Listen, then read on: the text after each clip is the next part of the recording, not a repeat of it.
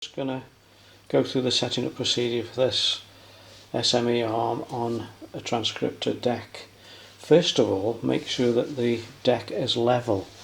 Fortunately, this deck has an inbuilt spirit level, as you can see, and 3 adjustable feet, so that's easy to do. Next thing to do is to check the alignment of the cartridge in the head shell. You can just about see that the back edge is nice and parallel with these holes in the head shell there, so that's okay. Check the front, make sure that the cartridge is sitting vertically in the head shell. If not, you can rotate the head shell slightly. Just grab hold of it, just rotate it left or right, and make sure that that is properly aligned. Just make sure that the arm is sitting parallel to the playing surface. You can do that by adjusting the pillar height. Loosen off this Allen key at the bottom and you can raise or lower the arm in that manner, so that, let's just release this. Okay. So that in the playing position, just lowering down there, the arm is sitting nice and parallel with the playing surface. Next thing to do is the tracking adjustment. Here we have a little box spanner, and you can use this to slacken off the 2 bolts in the base there. Just slacken them off, which allow you to swing that round. On the record surface, don't know if you can see, let's have a look. I have a template, let's just have a look. Oops, let's have a see what we've got there. There's a template, and you've got to position the arm over that template so that the stylus sits inside this small indent there on the cardboard. There's a tiny little pinhole there. Okay, and then the cartridge should line up properly on that. Okay.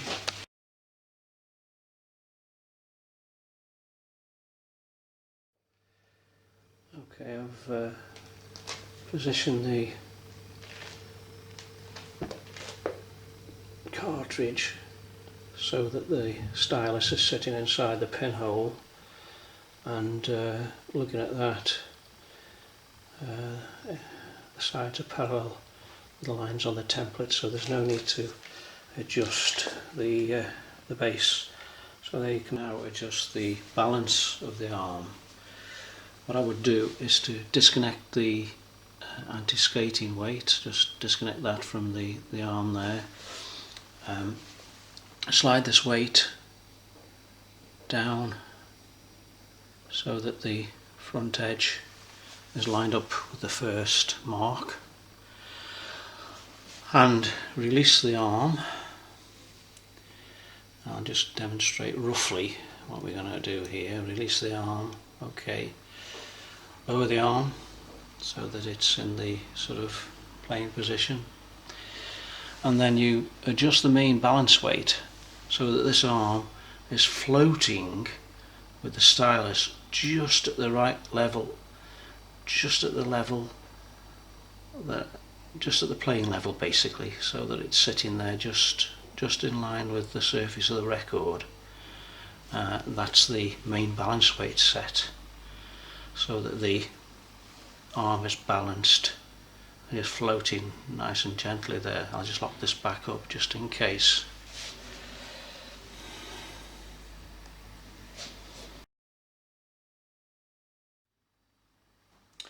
The minimum tracking force for this cartridge is 1.8 grams. However, the minimum that I can set on this arm with this weight slid fully forward is 1.5 grams, and it will track at that.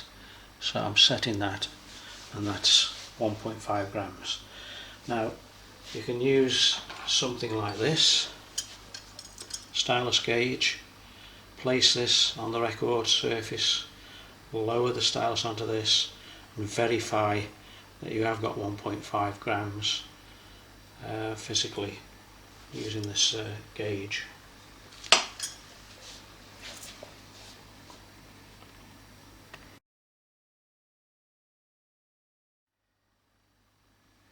This particular cartridge weighs 10 grams.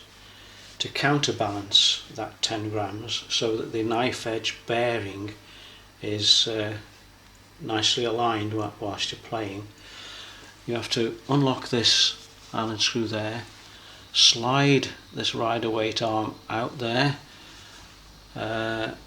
Each of these divisions is 2 grams, so 2, 4, 6, 8, 10. So I've actually moved that out so that this is counterbalancing the weight of the cartridge. You can then screw.